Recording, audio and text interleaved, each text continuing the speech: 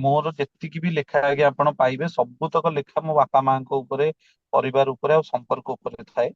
ଆଜ୍ଞା ଏତିକି କହିବି କୌଣସି ଲେଖା ପ୍ରଭାବିତ କରିବା ପୂର୍ବରୁ ନା ଆପଣ ସମ୍ପର୍କକୁ ନା ଯେତେ ପାରୁଛନ୍ତି, କୌଣସି ଦରକାର ନାହିଁ, କୌଣସି ସମାଜ ସେବା କରିବା ଦରକାର ନାହିଁ, କୌଣସି ଲେଖିବା ଦରକାର ନାହିଁ, କିଛି ନାହିଁ। ପ୍ରଥମେ ନା ଯୋଉ ପରିବାରରୁ ଆପଣ ବିଲଙ୍ଗସ୍ କରୁଛନ୍ତି ସେ ପରିବାରକୁ ଷ୍ଟ୍ରଙ୍ଗଲି ଭଲ ପାଆନ୍ତୁ।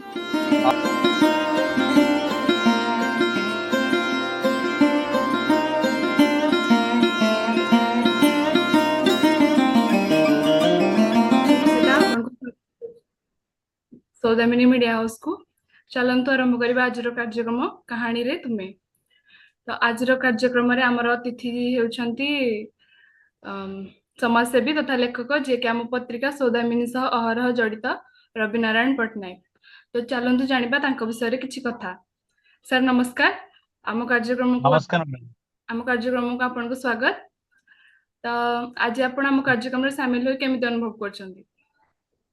ବହୁତ ବଢିଆ ଅନୁଭବ କରୁଛି, ଆଉ ଥ୍ୟାଙ୍କ ୟୁ ସୋ ମଚ୍ କି ଆପଣ ମତେ ଏଇ କାର୍ଯ୍ୟକ୍ରମର ପାର୍ଟ କରିପାରିଲେ, ଆଉ ମୁଁ ଆପଣଙ୍କ ସହିତ ମନ ଖୋଲି କଥା ହେଇପାରିବି। ଧନ୍ୟବାଦ ସାର୍। ସାର୍ ଫାର୍ଷ୍ଟ କ୍ୱେଶ୍ଚିନ୍ ହଉଛି କି ଆଜି ଯେଉଁଠି ଯୁବପିଢି ଆଧୁନିକର ଚକ୍ରରେ ଛନ୍ଦି ହୋଇ ନିଜକୁ ଭୁଲି ଯାଆନ୍ତି, ଆପଣ କେମିତି ସମାଜସେବୀ ପ୍ରତି ଆଗ୍ରହୀ ହେଲେ?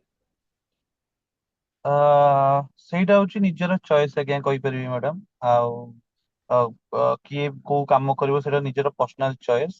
କିନ୍ତୁ ମୁଁ ଏହା କହିବି, ମୁଁ ଯୋଉଟା ଛୋଟ ବେଳୁ ଶିଖିଛି ଆଉ ଯୋଉଟା ମତେ ବାପା ମା ମତେ ଛୋଟ ବେଳୁ ଶିଖେଇଛନ୍ତି, ମୋ ପରିବାର ମତେ ଶିଖେଇଛନ୍ତି, ତ ସେଇଥିପାଇଁ ମୁଁ ଆଜି ପର୍ଯ୍ୟନ୍ତ ଯାହାବି ଛୋଟ ବେଳୁ ଯେତିକି ପାରେ ଆଜ୍ଞା, ତ ମୁଁ ସମାଜ ସେବା କହିବିନି, ସାହାଯ୍ୟ କହିପାରିବି। ଯେତିକି ମୋ ଦ୍ଵାରା ହେଇପାରେ ମୁଁ ସାହାଯ୍ୟ ସହଯୋଗ କରିବା ପାଇଁ ଭଲ ପାଏ ଆକ୍ଚୁଆଲି।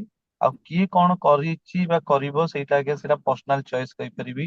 ଆଜ୍ଞା ନିଜର ସାର୍। ପରିବାର ଯାହା ଶିକ୍ଷା ଦେଇଥିବ ସେ ସେଇ ଅନୁସାରେ ଗୋଟେ ମଣିଷ ଗଢି ହୁଏ ଆକ୍ଚୁଆଲି।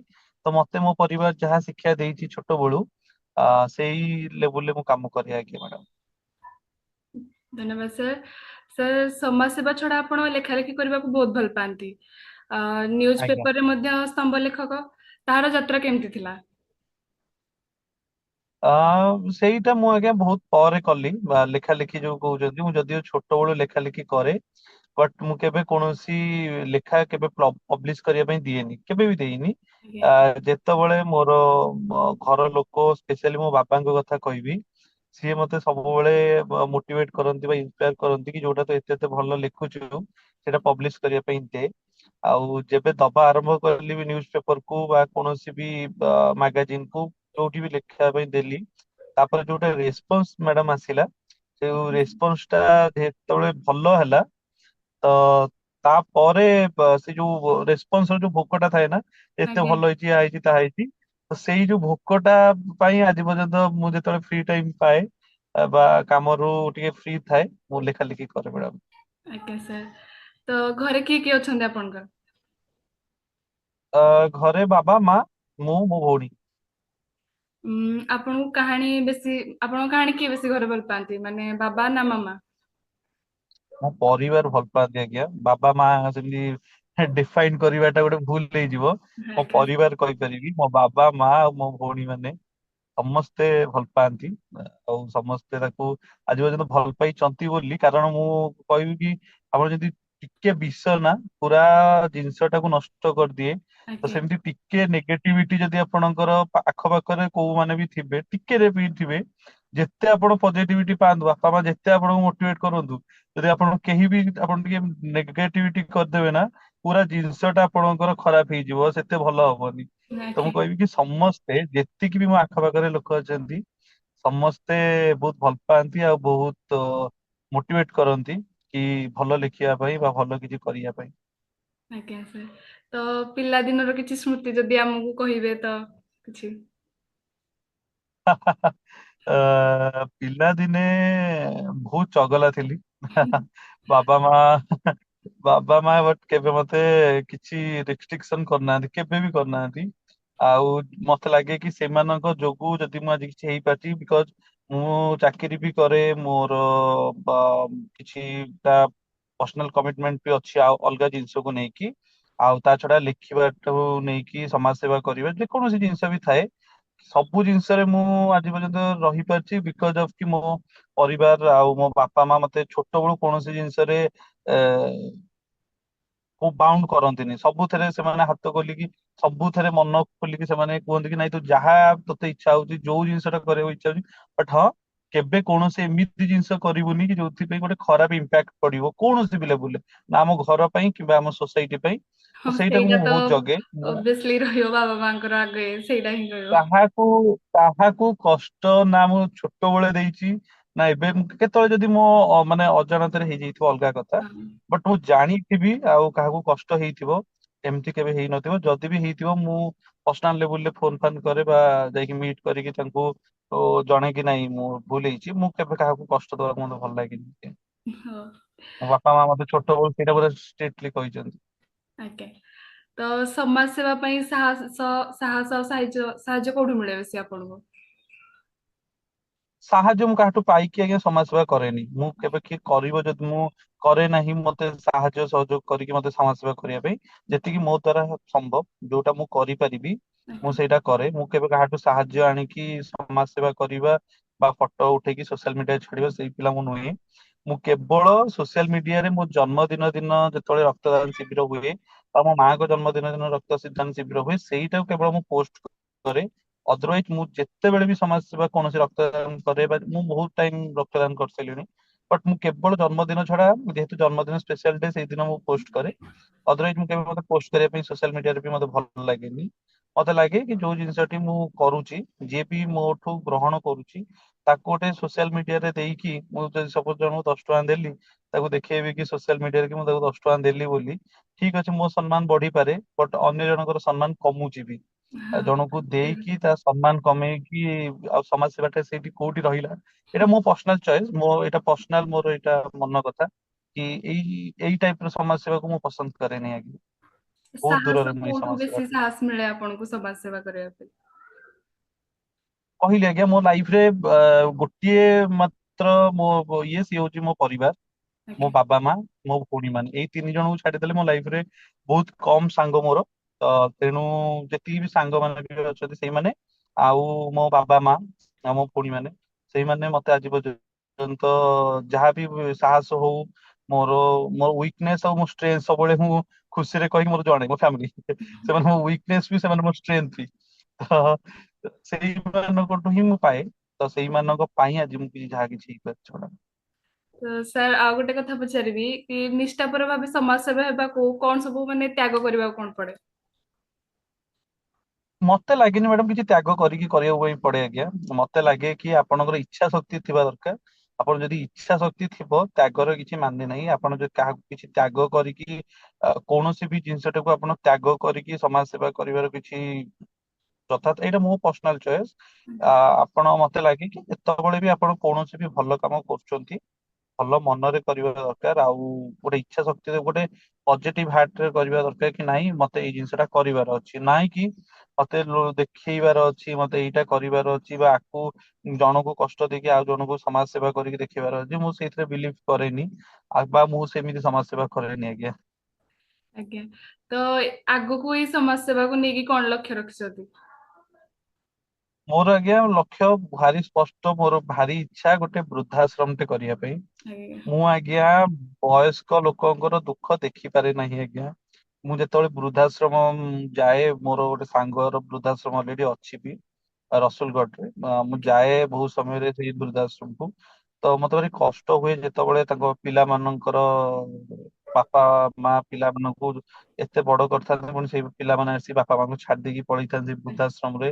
ତାଙ୍କ ଷ୍ଟୋରି ଆପଣ କେତେବେଳେ, ମୁଁ ତ ଆପଣଙ୍କୁ ଇନଭାଇଟ କରିବି କେତେବେଳେ ଆପଣ ଆସନ୍ତୁ। ଆଉ ଆଜ୍ଞା। ଆପଣ ଜାଣିପାରିବେ କି ଆପଣଙ୍କ ମାନେ ଲାଇଫ ର ସବୁଠୁ କଷ୍ଟ ଲାଗିବ ଆପଣଙ୍କୁ ସେଇ ଜାଗାରେ, କି ଏତେ କଷ୍ଟରେ ସେମାନେ ଯୋଉ ବାପା ମା ପିଲାମାନଙ୍କ ପାଇଁ ଏତେ କରିଥାନ୍ତି, ସେ ପିଲାମାନେ ମାନେ ଆସିକି ଛାଡି ଦେଇକି ଯାଆନ୍ତି। ତ ଲାଇଫରେ ଯଦି କେତେବେଳେ ମତେ ଗୋଟେ ଅପରଚୁନିଟି ମିଳିବ ଗୋଟେ ବୃଦ୍ଧାଶ୍ରମ ଟେ କରିବେ, ଆଣ୍ଡ ବହୁତ ଜଲଦି ବି ସେଇଟା ହବ ମ୍ୟାଡାମ।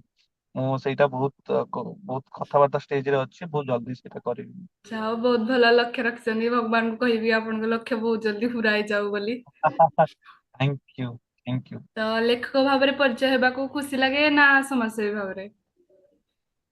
ଦିଟା ଯାକ ପରିଚୟ ମୋର। ଆଉ ଭଗବାନ, ମୁଁ ଏତେ ଆଶୀର୍ବାଦ ପାଇଛି କି ଦିଟାକ ପରିଚୟ ମୋର ଏଇ ଗୋଟେ ଜନ୍ମରେ ମୁଁ ପାଇଲି କି ଦିଟାକ ପରିଚୟ। ବଟ୍ ଏତିକି କହିବି, ମୋ ସବୁଠୁ ବେଶୀ ଭଲ ଲାଗେ ସମାଜସେବୀ, ଆଜ୍ଞା ସମାଜ ସେବା କରିବା ପାଇଁ। ସମାଜ ସେବା କହିପାରିବିନି, ଲୋକଙ୍କୁ ସାହାଯ୍ୟ କରିବା ପାଇଁ। ଆପଣ ଯଦି ଜଣେ ଭଲ ମଣିଷ ହେବେ ନା, ଆପଣ ଲାଇଫରେ ସବୁ କିଛି କରିପାରିବେ। ଆପଣ ଆଜ୍ଞା ଭଲ ଚାକିରି କରିପାରିବେ, ଭଲ ଲେଖକ ହେଇପାରିବେ, ଯାହା ବି ଆପଣ ଚାହିଁବେ। ଆପଣ ଭଲ ଆଙ୍କର ହେଇପାରିବେ, ସବୁ ହେଇପାରିବେ ଯଦି ଆପଣ ଭଲ ମଣିଷଟେ ହେବେ। ଆଉ ଯଦି ଭଲ ମଣିଷଟେ ନ ହେଇକି ଆପଣଙ୍କୁ ସମାଜ ପ୍ରତି ଖରାପ ବାର୍ତ୍ତା ଦେବେ ଆଉ କହିବେ ଯେ ମୁଁ ଲେଖକ ହେଇଯାଉଛି, ଆଜି ଆଙ୍କର ହେଇଯିବି, ଆଜି ଭଲ ଚାକିରି କରିଦେବି, ଭଲ, ଏତେ ଆର କିଛି ମୂଲ୍ୟ ରହିବନି। ଆଗେ ଗୋଟେ ଭଲ ମଣିଷଟେ ଯଦି ଆପଣ ହେଇଯିବେ, ତ ତେଣିକି ତେଣେ ଆପଣ ଯାହା ବି କଲେ ନା, ଆପଣଙ୍କୁ ସେଇଟା ଆପଣଙ୍କ କାମରେ ସେଇଟା ରିଫ୍ଲେକ୍ଟ କରିବ ଆଜ୍ଞା। ଆଜ୍ଞା। ତ ସେ ଆମ ପତ୍ରିକା ବିଷୟରେ କୋଉଠି ଜାଣିବାକୁ ପାଇଲେ ଆପଣ? ମୁଁ ପତ୍ରିକାକୁ ଆଜ୍ଞା ଏବେ ବହୁତ ଦିନରୁ, ମାନେ ବହୁତ 4-5 ମାସ ଖଣ୍ଡେ ହବ ମୁଁ ପତ୍ରିକାକୁ ୱାଚ୍ କରୁଛି। ଆଉ ମୁଁ ତ ଆଜ୍ଞା ସୌଦାମିନୀ ପତ୍ରିକାର ଗୋଟେ ବହୁତ ବଡ ଫ୍ୟାନ। ମୁଁ ସବୁ ଲେଖା, ମୁଁ ତାର ସବୁ ଜିନିଷକୁ ୱାଚ୍ କରେ। ମୁଁ ତାକୁ, ମୁଁ ଲାଷ୍ଟ 2-3-4 ମନ୍ଥ ହେଲାଣି ମୁଁ ତାକୁ ୱାଚ୍ କରେ, ମୁଁ ତ ପଢେ ବି ଆଜ୍ଞା।